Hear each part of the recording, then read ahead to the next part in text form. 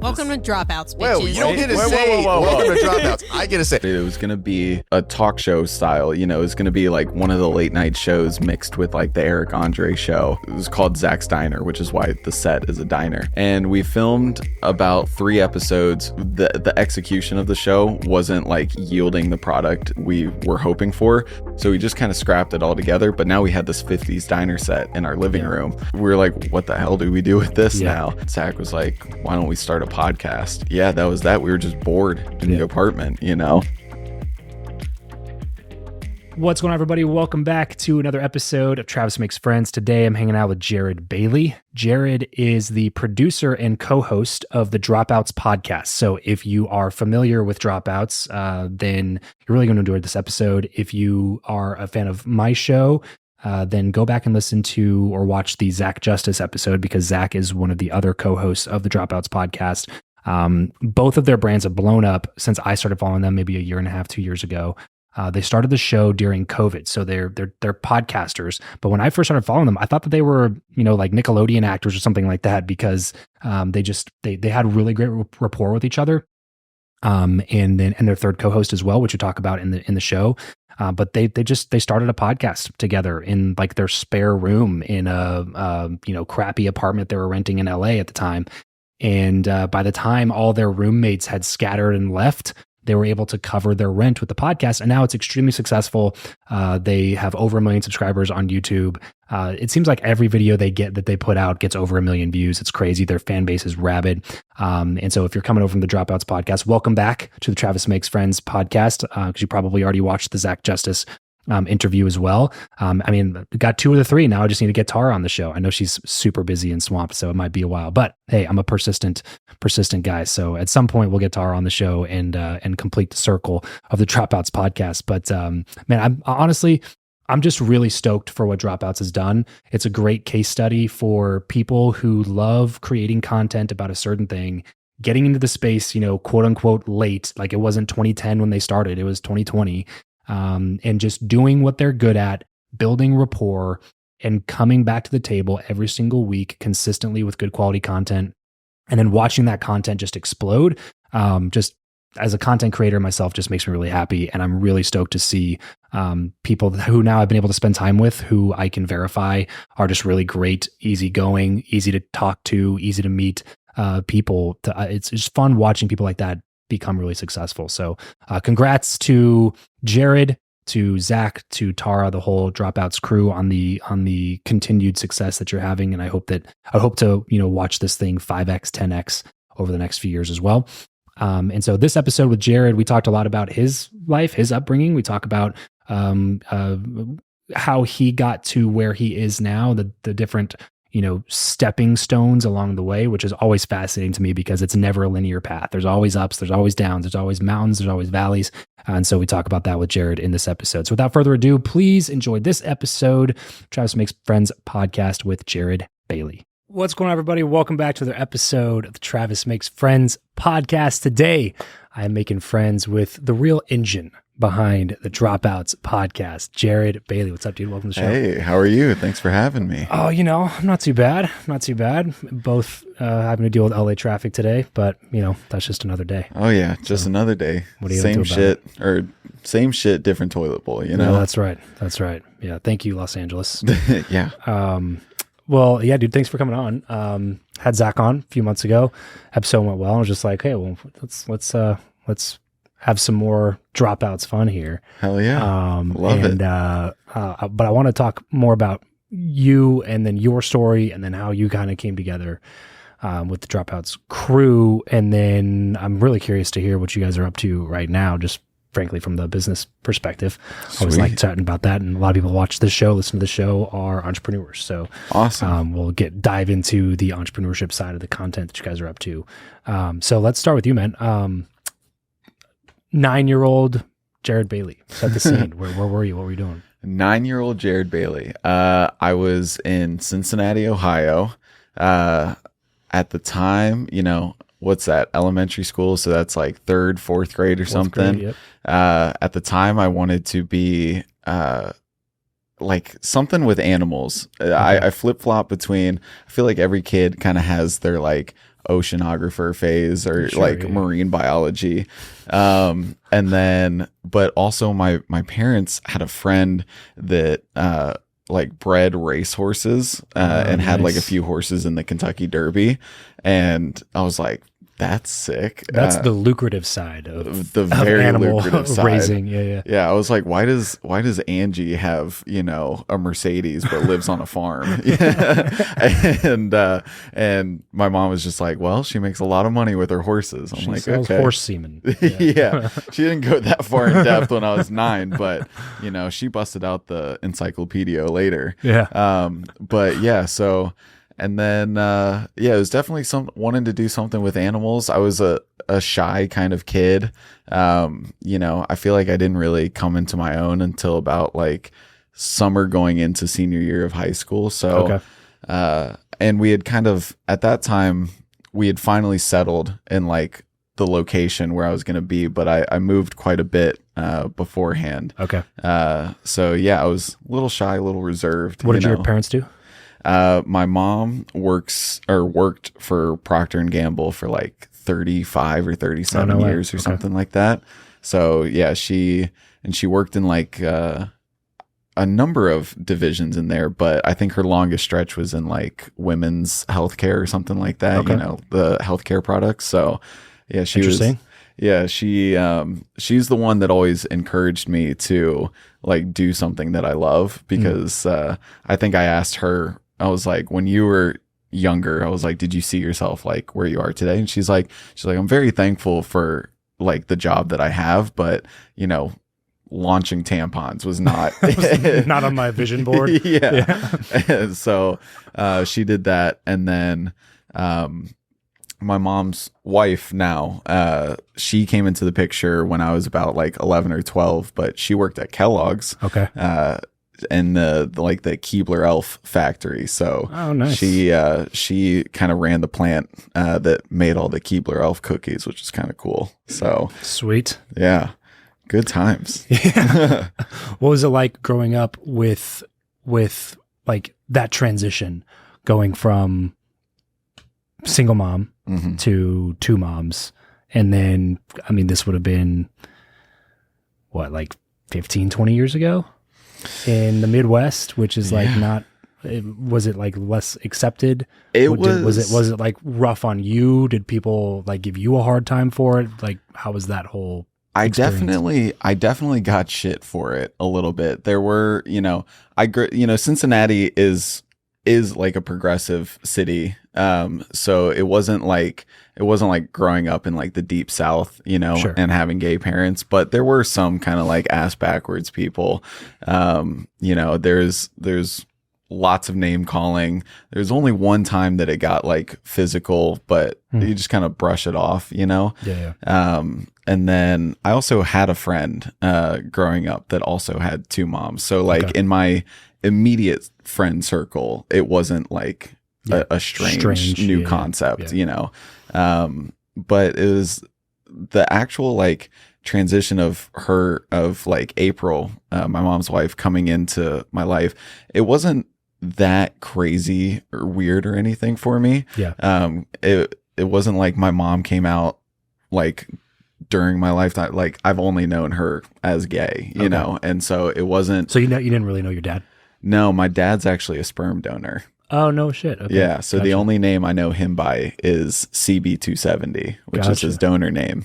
And so yeah, it was just. So your mom just was like, I want to have a kid? Yeah. Basically? But she wasn't like with anybody at the time. She just kind of, I know I want to have a kid. Let me go have a kid, and then established a relationship kind of later on. Yeah. Yeah. She had gotten to like 30 and then realized it was like, she wanted to have a kid. She knew she didn't want to be with a man. Yeah. And so, she just kind of went on her own and was just like, I'm going to have a kid. Good for her. And yeah, it's awesome. It's super commendable. Yeah, definitely. And, it's a strong role model for sure. Very strong, and she's like, I'm going to make it work no matter what, this is what I want. And so, yeah. And then April had like technically been a part of my life for long before my mom and her actually got together. I think there's like a picture of me and April at like my third or fourth birthday Oh, really? or something like that. Like they had been friends for a while, but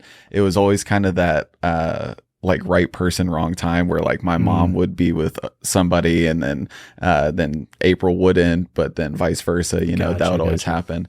And then finally, I actually went on their first date. Fun fact. Oh, no way. Yeah. My mom couldn't find a babysitter. And so she had to bring me with her. And I had one of those like portable DVD players. Oh, yeah. Those were the shit. Oh my God. I love that What thing. were your favorite DVDs? Dude, so the one specifically that I remember watching on that date, I guess the original like Fantastic Four movie came out where like with Chris Jessica Alba. Evans and Jessica Alba. I remember watching that on the first date, and and that was my shit. Also, the movie Jumper with Hayden Christensen. Oh yeah, it's such a niche movie that I feel like a lot of people forget about. But the only reason I watched it is because it was Anakin Skywalker, and that was like the only other movie he ever did. Exactly, and it's like, I feel like that movie doesn't get enough respect. Yeah. It is the best interpretation of like teleportation I've ever seen.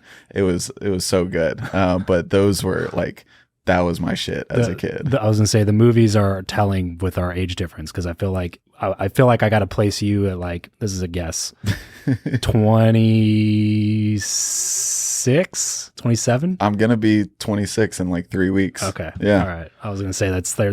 I'm 31. Okay. So yeah, like when a little bit of a difference. Yeah. So yeah, well, the DVDs is that was the dead giveaway, because like for me it was like, with our portable DVD player, it was like Scooby Doo, like the original. You know what I mean? The first like live action Scooby Doo with Freddie Prinze Jr. playing. Fred, you know what I mean? Yeah. So it was like that. And those movies are fantastic too. I had the sequel on DVD. Oh yeah, there you go.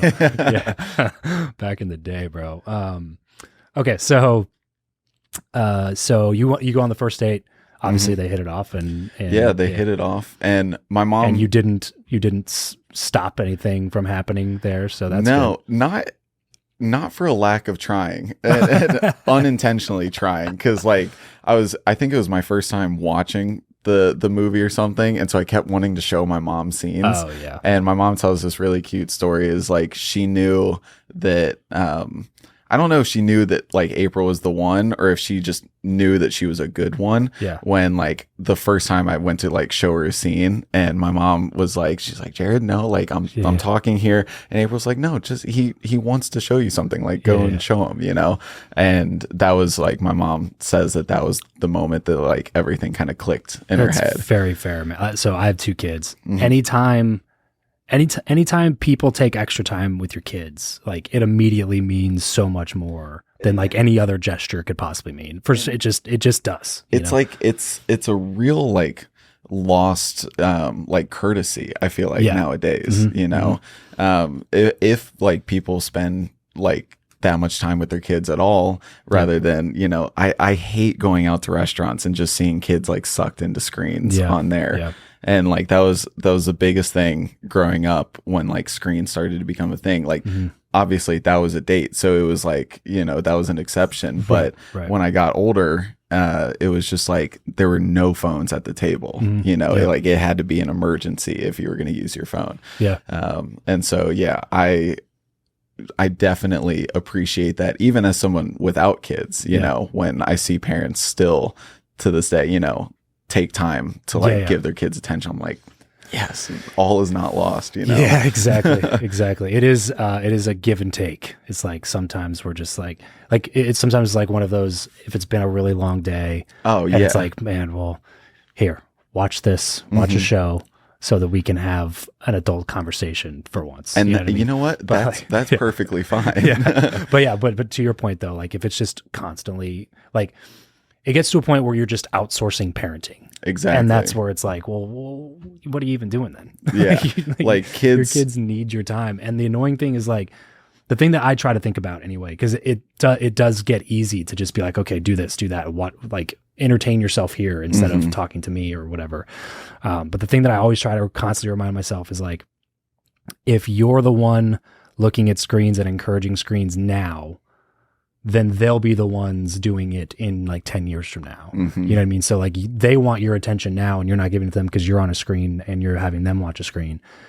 when they're 13, 14, it's going to be the opposite. It's going to be like, hey, tell me about your day. And then they're just on their screen. Exactly. It's like, well, you trained them to do that. This is learned behavior. Yeah, right. Exactly. So that's like the big thing that I try to constantly remind myself of is like, if I want to earn their attention later on as well, then I need to be willing to give them my attention when it's stuff that I don't like. I don't care about this Blippy video. I don't give a shit about that. That's the thing. 99% of the time, it's stupid. Yeah, and it's constant. It's just like it's like watch this, and it's like, that's great, cool. I was talking, but that's also cool. You know what I mean? So yeah, it's definitely one of those games that you got to play for sure. But it does like, I think it's easy to go to the extreme definitely as a parent sometimes, and you got to just remind yourself to stay. That like it doesn't matter if you have an interest in it. The whole point is just giving them the attention. You know what I mean, and engaging in the conversation or whatever. But yeah, okay. So they get together. And this was junior high-ish time frame. Yeah. I was about to go into junior high. Yeah, I was probably like going into like 7th grade. Okay. Around that time. Was there anything, you said you didn't really come into your own until before senior year of high school. What do you mean by that? Well, I never had like a lot of like self-confidence. Okay. And it stemmed from a lot of things. It was just, I think, moving a bunch like early on didn't help with that because like I was constantly like, I never had that core group of friends, like people that are like, oh, we've been friends since kindergarten. I was like, I couldn't even tell you where I went to school in kindergarten, Yeah. And so I think that had a lot to do with it. But also I was like a heavier set kid. And so once you started going into like junior high and high school and stuff, and, people start, you start like looking at girls and, people start getting in relationships and stuff. And there wasn't a lot of like confidence building in that. And so I just, I became a little more reserved. And then finally, I think it was the summer going into senior year where like I sat down with my mom. I was like, I got to change something, and that was all you? Yeah, it was really like it was, I mean, my mom was definitely, concerned, and we weren't like a grossly unhealthy house, it was just, I just didn't have any control, like when I would eat, and so when I went to my mom, she was on board with it 100%, and, cause she had also like been, like her weight has also like fluctuated. Like she's gone through, immense losses and then like put it back. And, it's something that we've both struggled with in the family. And so I was like, I got to change something. And at the time, she was like starting to think about retiring and then what she wanted to do afterwards. And she loves people. She does love fitness. And so she was thinking about like after retirement, like getting a part-time job at like a gym just for shits and giggles, just to be around people all day. And so she had already started like picking up a part-time job there and met this trainer. His name is Jeremy. And she's like, I know the perfect person that could do this for you. And the first time I met him, he was this like very like bodybuilder type, and he was wearing like a green shirt that said, "You wouldn't like me when I'm angry." And so that was like my first impression of him. I was like, okay, so I'm working out with the Hulk. This is awesome. And God, he put me through the ringer. Yeah. I like the first workout. Was this like the first time you were like engaging in anything athletic, or did you do sports or anything like that? I grew up fairly athletic. Like I grew up playing baseball, basketball, a little bit of football, which I love football more than anything. Yeah. And I was so bummed. My parents pulled me out because around like 9th grade is when all of like the CTE stuff started coming out, and they're like, we're going to save your brain. And to an extent, unfortunately, it's probably the better thing to do. I know, but also that's the thing. Sucks. It's like, I know that it was the right decision, but at the same time, I was like, I loved playing, and but that was the thing. It was just like after that, then the athleticism, like kind of dwindled down because like I wasn't good enough to make like varsity basketball. Yeah. I liked playing baseball, but I wasn't like in love with it. Sure. And so it was just like, this was, I think, my first time like getting back into something athletic, you know? Yeah.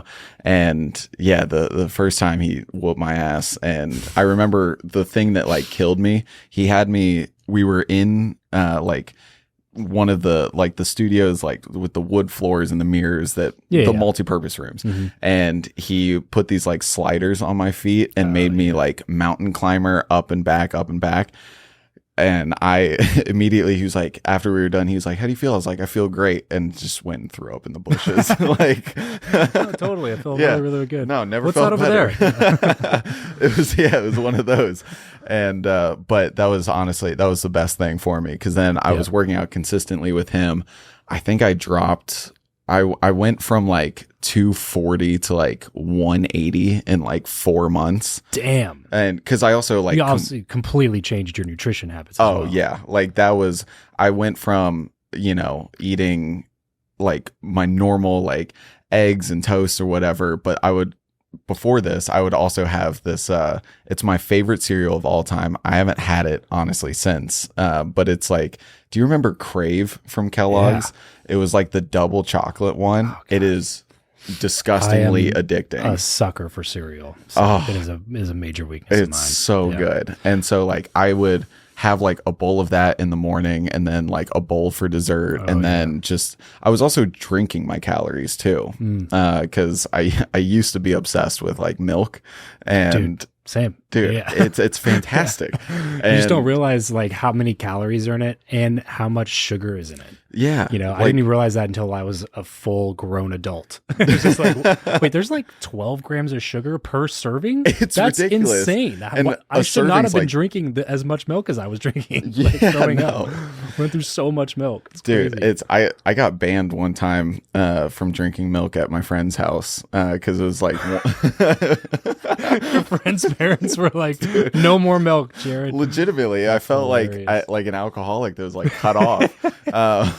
Because it was like being overserved. It was it was like during summer break or something, and every once in a while we would like go over to like friends' houses for like sleepovers. We'd take turns and stuff. And the next morning at one of my friends' houses, like his mom was making us breakfast or something, and I had finished like 3 glasses before the breakfast was even sat down on the table. Probably had another 3 sitting there. Whatever. By the time like breakfast was done, I think like 3/4 of an entire gallon that she'd bought that morning was already gone. That's hilarious. And then my mom, I guess she told my mom, like my friend's mom, and my mom made me go out with my allowance money and buy them a new gallon of milk. Which fantastic like punishment or lesson, you know, right? To just be like, this costs money. Teach it. That moment was like one of the first moments that like really taught me the value of $1, you know? And and that just, it's not free in life. But yes, so I was banned from drinking milk at the house. But so you changed up everything. Your nutrition and everything like that. Yeah. And then started. Did your trainer help you with that? Or were you just like, oh yeah, I should probably stop eating sugary cereal? Well, that was kind of a given. I mean, he did tell me specifically to stop that, but he was helping me in more like broad terms. So he wasn't necessarily, which is I think really helpful. He wasn't necessarily telling me exactly what I needed to eat. He was just showing me what like healthy food groups are and teaching me about like moderation and portion sizes. You know, he's like, you can eat pizza. That's fine. Like a slice of pizza is not going to kill you. Having 6 slices that's what does you in. Yeah. That's why I don't eat pizza, because I can't just stop at 1 slice of pizza. It's so bad. It's so delicious. And it doesn't, like, one more slice just doesn't feel like a lot. No. You know what I mean? So like, you fast forward through an entire evening and it's like, oh, I had 7 slices of pizza. Like, That's not good. Where is it going? Like, exactly. how does it fit It's in pretty there? nutritionally bankrupt as well. There's not much like positive things about it. Unless you're trying to like carbo load for something, you know, but I don't know what, I'm not running a triathlon the next day, you know. Were you the same height that you are now? Oh no, that was another thing. I had a huge growth spurt. Like right around that time as well? Yeah. And so I went from like 5'7", 5'8" to like 6'1" now. And that also happened in that summer. Gotcha. So just like everything about that complete flipped transformation. Around. Yeah. So then I went into senior year and, you know, I felt better physically, felt better mentally. And, that was just like the biggest switch. And then I felt like I was more out there, you know, has a huge effect. It's insane. I was, what it can do. So I was pretty athletic growing up as well. I played a bunch of sports, played basketball a lot of basketball. And then, got injured in college and then got reconstruction surgery on my ankle and then got married. And then, she made a bunch of great food, but didn't know at the time how to cook for two people. Yeah.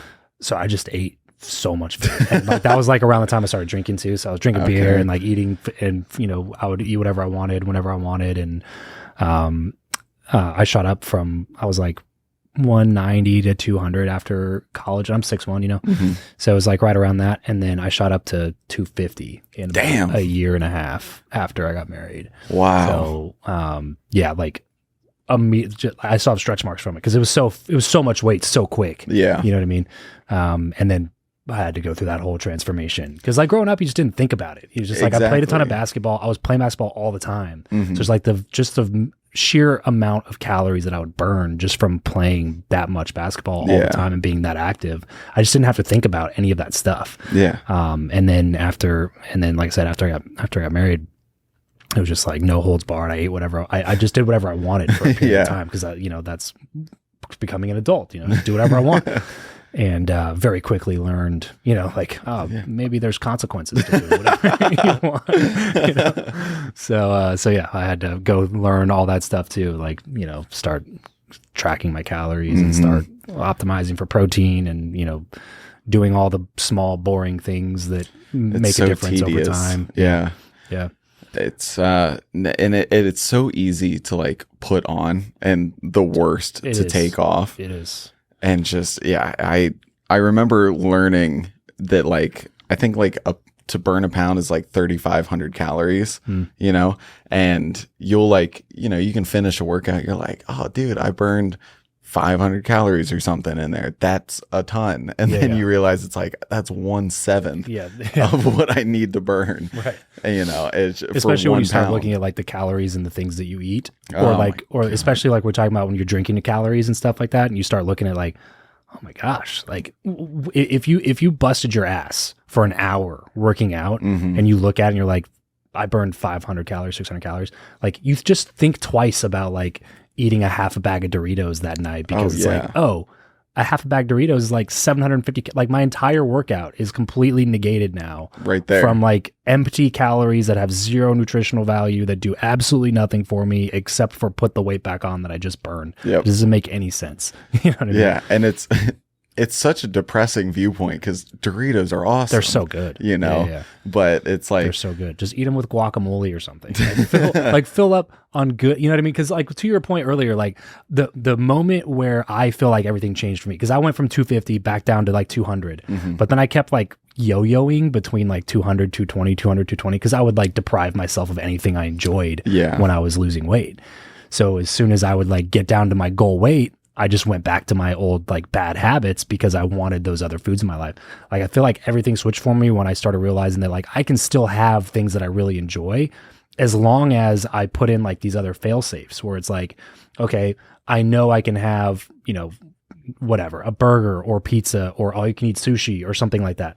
And if I know that that's coming that night, then it's like, okay, well, I just fast. Like I just do a 20-hour fast and that, you know, and then when I do eat, I make sure that I have a lot of protein to, you know, make myself actually satiated because, you know, you're less hungry the more protein you eat. So like I ate some good protein and then I I can have, a McFlurry or something after my dinner, that I have some good chicken or whatever, or I can have pizza, or, you know what I mean? Like, you can still do the things that you enjoy. It's just that you can't do it all the time with no like boundaries. Yeah. You know what I mean? Like, it just, even if you're working out, like you can't out exercise your poor diet decisions, unfortunately. Because I would definitely be in that boat if I could. Oh my God, I'd be an Olympic athlete if I could do that. Exactly. My little trick is it's almost like, when somebody's like, it's just one more hit, like a tiny little hit, or something. My biggest weakness is probably like chocolate, and so I keep, rather than getting like a bag of M&Ms or something like that, I'll keep I'll get like the Dove dark chocolate, like the individually wrapped ones. Yeah. And if I'm like really craving something, I'll have one of those. Because like one of those might be 45 calories. The dark chocolate's a little bit better for you, but it does satiate that need for the sweet. And I agree. And so it's all about that. And then also, I know exactly how I got on this side of TikTok, but like 95% of my TikTok is like healthy recipes for like healthy alternatives for like your favorite fast food or something. It'll show you a healthy way to make a Crunchwrap Supreme or something, or buffalo chicken dip, and honestly, most of it comes down to just like switching a lot of like heavy creams and stuff like that for just like Greek yogurt or cottage cheese. And then that takes away so much of the unhealthiness, adds like all of that protein and the probiotics back into it. Right. And then you're not cooking with bad oils. Exactly. Like I switched to avocado oil. Yeah. That was a big switch for me as well. But yeah, it's just the mental gymnastics you have to jump through, to live a somewhat healthy lifestyle. Well, because like what you're saying, like you have to, it just takes work is the problem. And, that's why Ozempic is on the rise as much as it is, because like Ozempic doesn't make sense to me. It's just, that's my point, is like, you're trying to avoid the work, and eventually you're going to have to do the work if you want lasting success without having to be on a pill for the rest of your life. Because like for me now, it's just basically, I keep it as simple as I possibly can. I try not to go over 2,500 calories a day. I work out every day. I go for a lot of walks. I drink water, like very basic things, it's not crazy. Yeah. And then like, I just have like a half a dozen eggs for like around lunchtime. And then I have steak like 5 nights a week. And I've gotten much better at cooking myself a steak, you know what I mean? It's just like, but go to Costco, I get 5-6, ribeyes or New Yorks at the beginning of the week, and just like cook them throughout the week, have eggs. And like, that's like the majority of my diet. And then I supplement with, I make sure I have like a greens smoothie just to get greens in, whatever. But it's just like that. I feel like that has been what works for me. And now when I travel, like today I'm fasted still. So like when I travel, I used to just like have the excuse of like, oh, well, I travel a bunch. So like, I guess it is what it is. And it was just like, one day I was just like, so is my plan to just always be a little overweight because I travel, or, you know what I mean? Like, like something, it doesn't make sense. So here, what's the strategy for when I travel? So now it's just like, when I travel, I usually fast the majority of the day, and I try to at least get in 10,000 steps every day. That's impressive. When I'm gone while you're traveling. Yes. Traveling for work, and stuff like that. So like today, like, I had an interview like 3-4 hours ago. So I did the interview, and then I just walked around here for 2-3 miles, did some work at Starbucks, and then walked around a little bit more and came back, and we're doing this interview. So I get my steps in, and then instead of sitting down and having a beer and a burger, which is what I really wanted to do, I just went for a walk instead. Those little decisions like help make sure that you just don't blow up again. You know what I mean? And it's so worth it to me, like what we're talking about, like the extra boost of confidence, the way you feel physically, of course, but also the clarity you feel mentally. There's so many benefits to just like taking care of yourself, even if it's not to the nth degree. Like I'm never gonna be a bodybuilder, no. But like the I feel like the excess productivity that you get and the excess confidence is just so worth the little sacrifices that you can make along the way. Because now I still have desserts, and I still have the stuff that I want to have. You know what I mean? I still drink a beer, and I still get a burger sometimes, but it's just not every time, every day in excess. Yeah. Yeah. Like the mental fog that I have on the days that I don't work out, because I just don't like that. The working out for me is also, that's kind of like my meditation space, you know, therapeutic for sure. Yeah. Even if like I'm doing like an intense exercise, it's still like I'm running through all of the thoughts in my head. I'm like processing all of the information that I need to for the rest of the day. So it's just, the mental clarity that comes with it as well, you know, as well as like the physical bonuses. It's just, it's so important to me. Well, it's awesome that you had the wherewithal at that young of an age to be like, hey, something's got to change. And then you actually put in the work and made it happen. So props to you for that, man. That's not an easy task for anybody, but especially not a teenager who feels like isolated and things like that. It's so much easier just to like keep going down the dark path instead of like making yourself do the work to find the light. So congrats on doing that. Thank you. Coming out of high school, was college always on the like horizon for you? Like, did you have plans to like go do this certain degree and go into this type of career and stuff like that? College was definitely always expected. And I think it really switched up, or like my own personal expectations of college, and also the expectations that my parents had set for me, like switched up kind of around-ish at the same time, probably around like 10th or 11th grade, because that's when I figured out I want to do something like creative. Okay. And whereas like I feel like the expectation is always to do something more traditional, you know? Yeah. Especially like the school that I went to, and, you know, all of my friends that I grew up with, like a lot of them are, you know, becoming doctors or like in law school, or, you know, doing like business stuff, and which is all fine. It's just, that's just not the road for me, you know? And, you know, so when I told my parents that I want to like make movies and make music and stuff like that, they were just like, okay. Yeah. What every parent wants to hear. Yeah. And they're like, well, you still got to go to college. I was like, okay. And they were like, can you at least get like a minor in marketing or business, something, you know, as like the fallback plan. Practical fallback. Yeah. Yeah. And I was like, sure. And my mom, like, I say that she's so supportive, you know, and she always has been, because the thing is, like, when she was probably around the age that I am now, she did like a lot of wedding photography, and she loved it. She loved photography. And she chose to go like the practical route instead and got a job at P&G.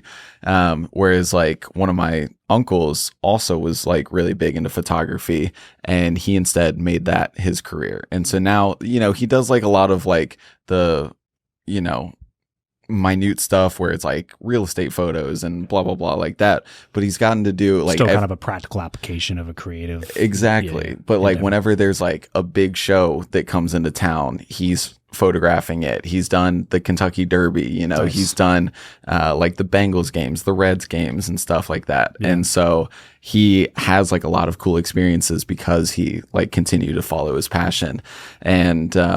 And so she didn't want me to like miss out on that. Yeah. And so I looked at a few schools. My main like original focus was going to be on like music production and composition and stuff. And so I was looking at schools like Colorado at Boulder, Belmont, and I think Texas, and because they all had like really good music programs. And then I visited a recording studio in downtown Cincinnati, and I met with the owner there, and he gave me like a tour of the studio, and he's like, well, have you considered UC, you know, the University of Cincinnati? I was like, no, I didn't know they had like a program for that. He's like, yeah, it's in, he's like, he was an adjunct professor for electronic media. Okay. And he was like, it's not just music, but you know, you can study music specifically, but also learn about like film and TV and other things like that. And so he's like, I highly recommend looking into that. And it was also nice where it was like all these other schools so expensive, you know, and this was in-state tuition. Plus I didn't necessarily like have to live on campus. Like finding an apartment was cheaper. It was still close to home. And I somehow got in. Cause like up until that point, I was still like I started teaching myself piano and guitar at like 16, and then I never really like produced anything yet. I just knew about it. I knew I wanted to get into it, and the only thing that even like resembled some sort of like music production was my senior year. I produced it was a AP psychology project where we had to like do a song about the brain, and we remixed Intergalactic by the Beastie Boys. Okay. And that was the only thing I had music production wise to my name, and that's what I had to submit for my college application. Nice. I have no idea how we got in, It worked. but it worked. That's all that matters. That's all that matters. And What ended up bringing you out to LA then? so when I was in college, my department head came up to me. He's like, "Hey, we have an alumni who's directing an HBO docuseries, and he wants to. He's able to hire an assistant, and he wants to do it from his alma mater." So he was like, "I'm going up to like all the seniors all the seniors I think would be good fits for it, and telling them to apply for it." And so I applied for that, and that was probably the most fun job application I've ever had, because we had to, one of the requirements was to make like a 90-second video about ourselves. And I remember seeing a few of my other classmates, and there's no shade to them, but it was very boring. Like they just sat in front of a camera and they're like, "My name's so-and-so and I do this," or whatever. I went a step further and I made this, it was like a little 90-second short film, you know? Took it as an opportunity. Yeah. to make a difference, or like have something different about it. Exactly. And I also got a bunch of people like in my life involved in it as well. Like I asked them the question, it's like, when you think of Jared, what do you think? You know? And so then I took like a lot of their voiceovers for that. I even produced the song for the video, and I shot it completely by myself.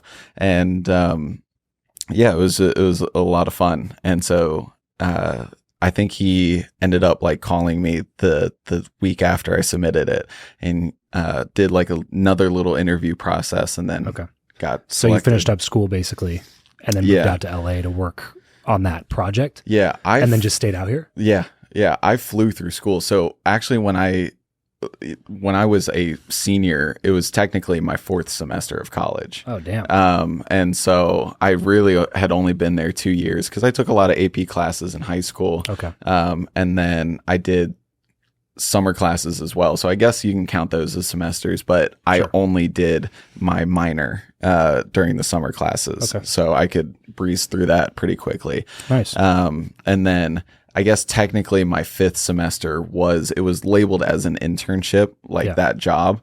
But I was done with school. I just needed that last internship credit. And so yeah. And then I came out here, I worked on that job specifically for like 8 months. And then, after that I started like freelancing in film and television. Okay. Yeah. So that was like what, 2018, 2019? That was 2019. I moved out here January of 2019. Okay. So right before the beautiful events of COVID. Yeah. I got about 15 months of actual living in LA, and then the world shut down. Yeah. And but this is when you moved out here, is this when you guys were living in this, like, is this when you and Zach met living in this the 2-bedroom apartment with 10 like guys, people living in it?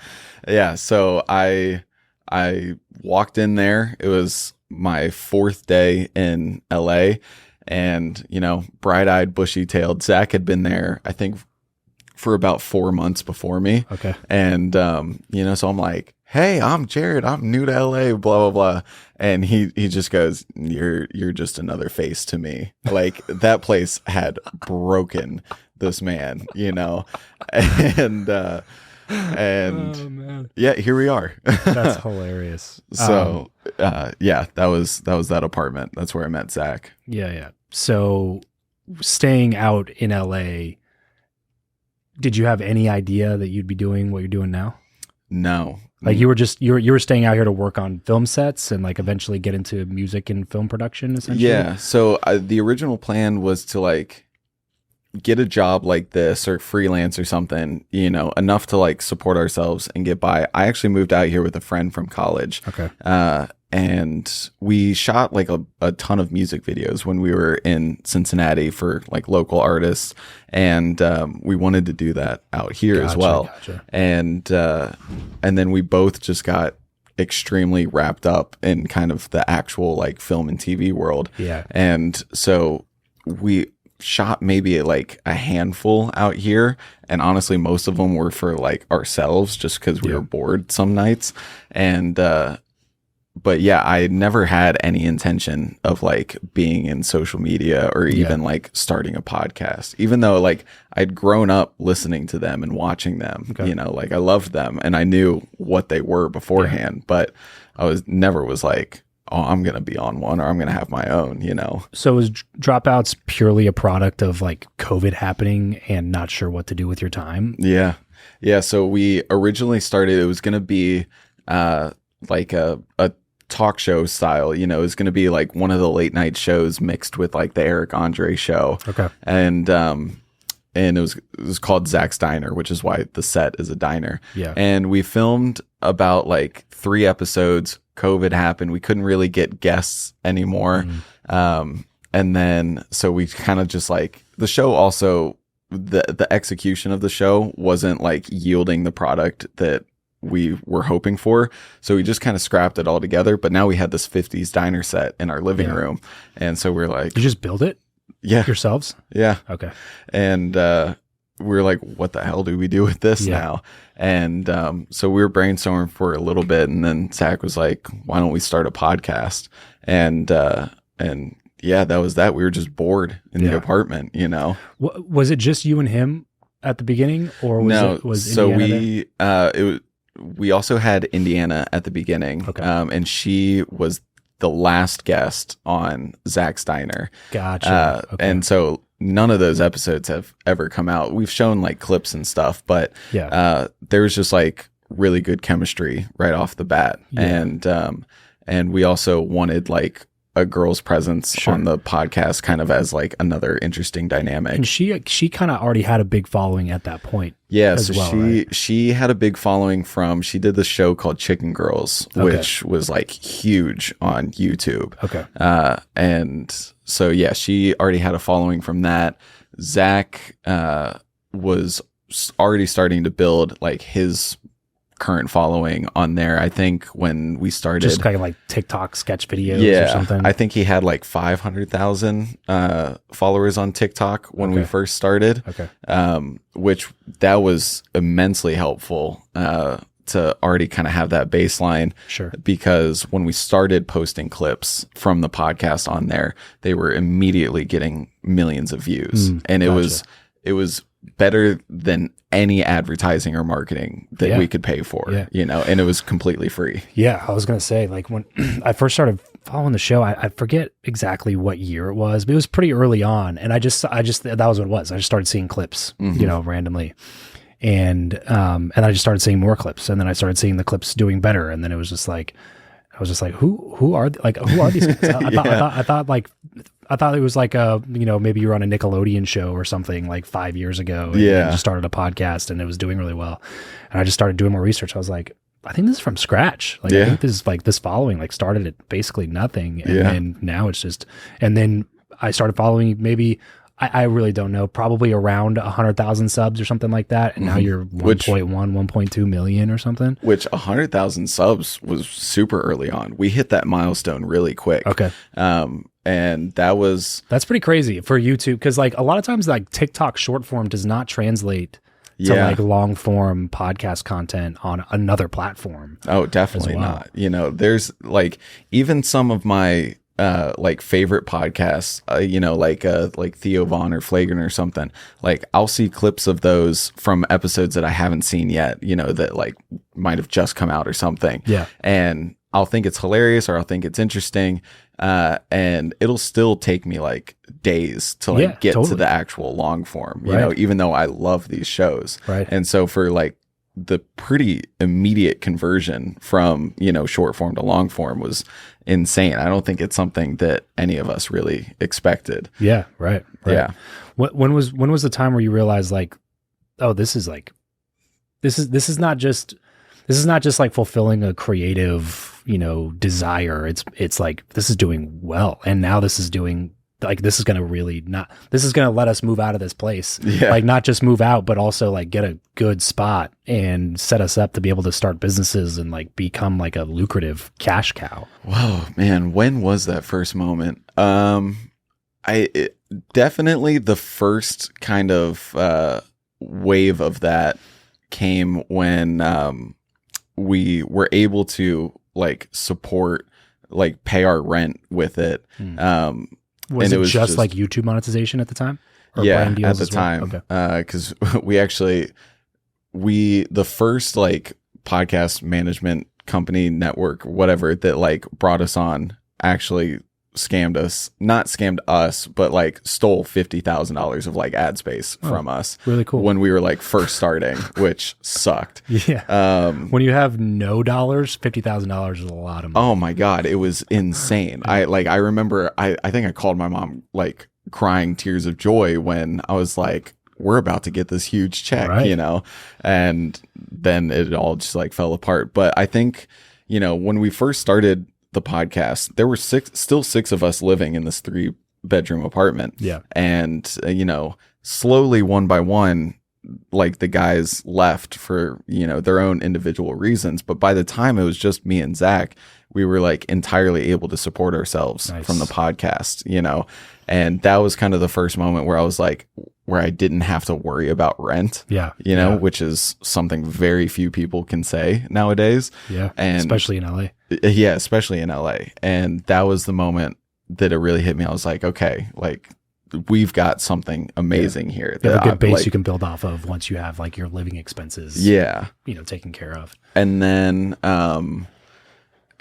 after that, I think after that, it was when, because that was all YouTube AdSense. And then after that was the next moment came when we started getting like host read ads and like actually getting paid for them. Yeah. Because then that's another like added bonus. Because now it's not just like, oh, we have money to like pay the rent, but now it's like we have money to, you know, go out to eat or, you know, get stupid, fun, silly little like gadgets or toys or whatever, you know, or even like upgrading the equipment. Right.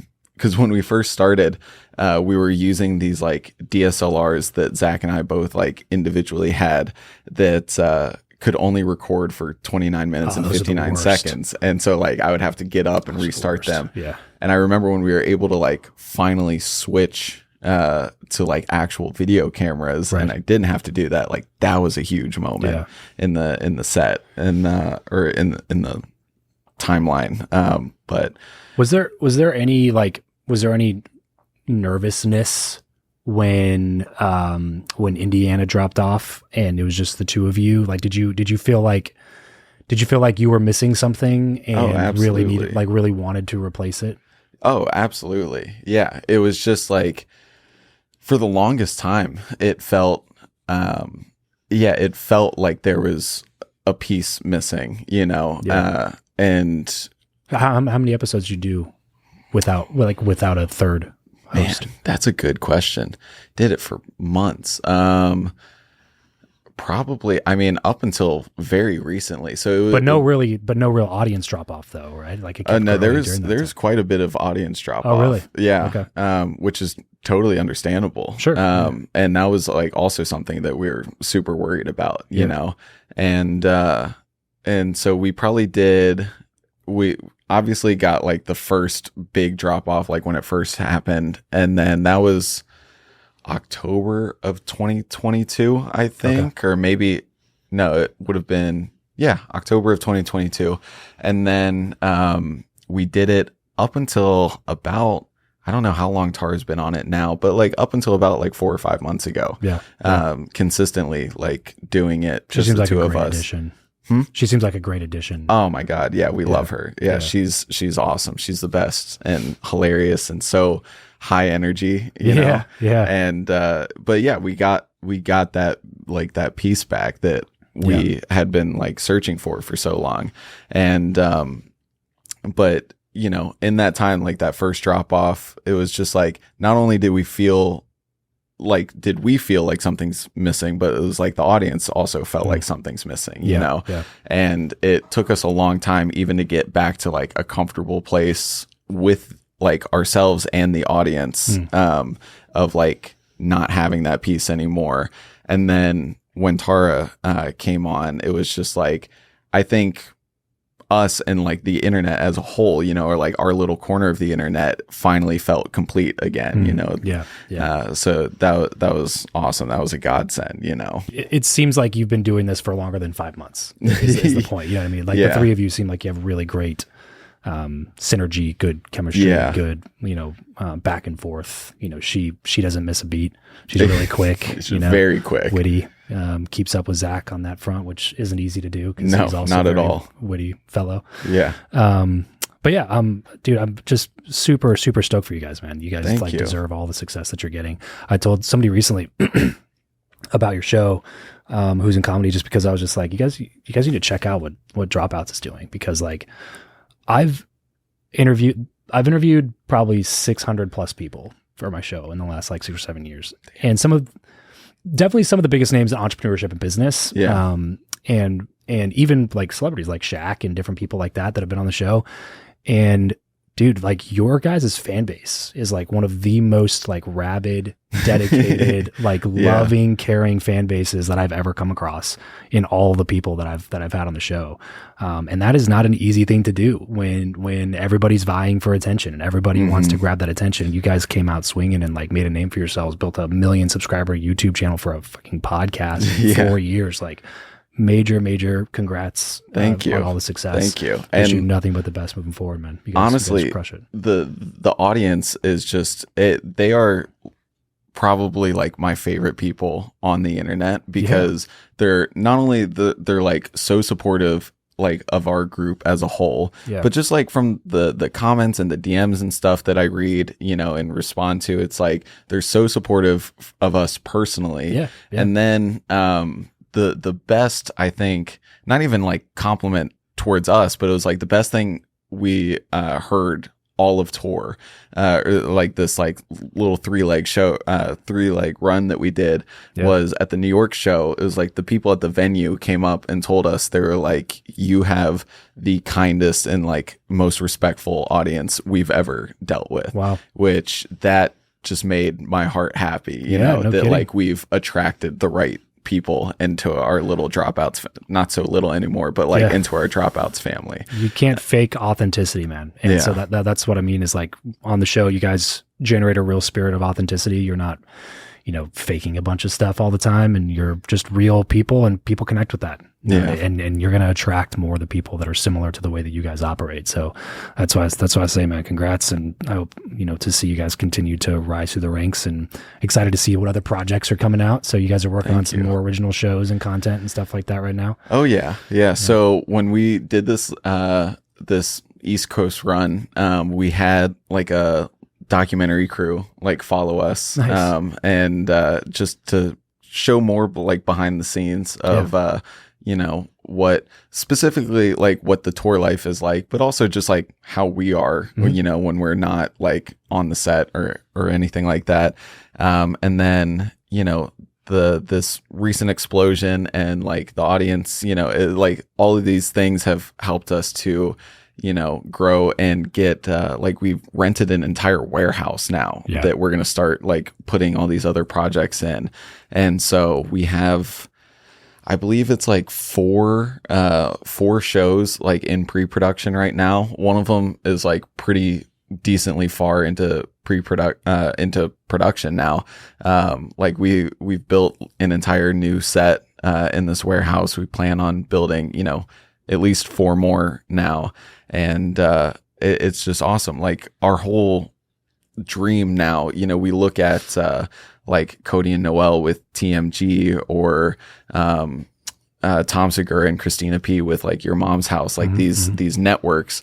And that's kind of like the dream now, is to be this kind of, this new wave of like Gen Z, this Gen Z kind of media company, and just pump out like all sorts of content that we're actually genuinely passionate about, and so there's a lot of fun projects coming with that. I'm stoked for you guys, man. I can't wait to see it. Congrats on the success you've already achieved, and again, I wish you guys nothing but the best, because you're doing it very, very well, and I'm telling everybody to go model your guys' stuff, because it's thank you. I appreciate that. So Jared, dude, thanks for coming on the show, man. Thanks for having me. Where should people go connect with you a little bit more? If you want to connect with me personally, my @ is Jare Bear Music everywhere. Jare Bear, like the animal, music.